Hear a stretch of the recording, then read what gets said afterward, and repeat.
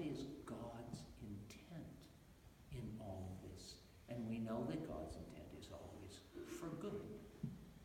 So that's the kingdom that we ought to be striving for, says Jesus. That's what we're supposed to reflect.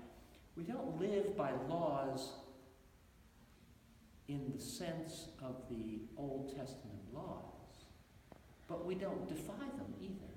We live into the fuller meaning of them, the fuller intent of God in the creation of the world.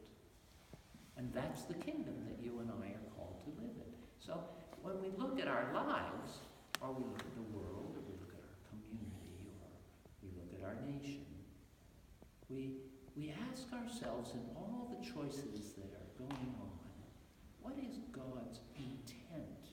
How is it that God intends us to live with one another?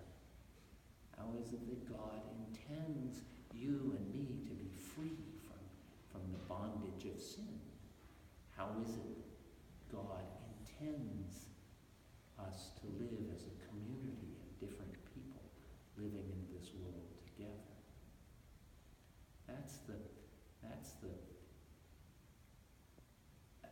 the viewpoint that disciples bring to today's discussions in the world and in our community. How is it that God intends us to live?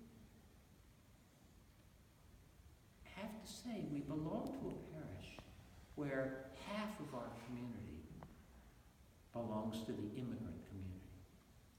And the level of fear in the immigrant community this day is very, very profound.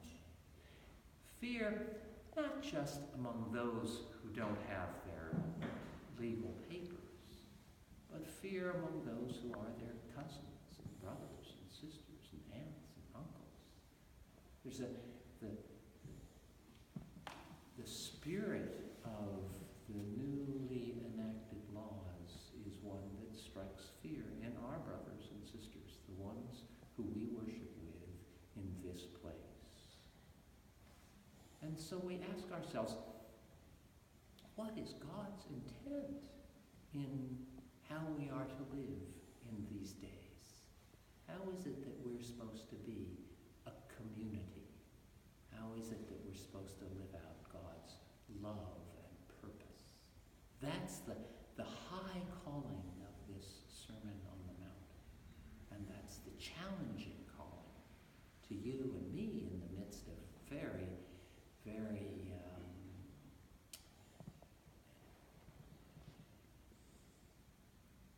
very writ large times, very times when things are clear in a way that they aren't always clear in our muddled world. How is it that you and I and this community will live into the full calling of God's intent as Jesus conveys it to us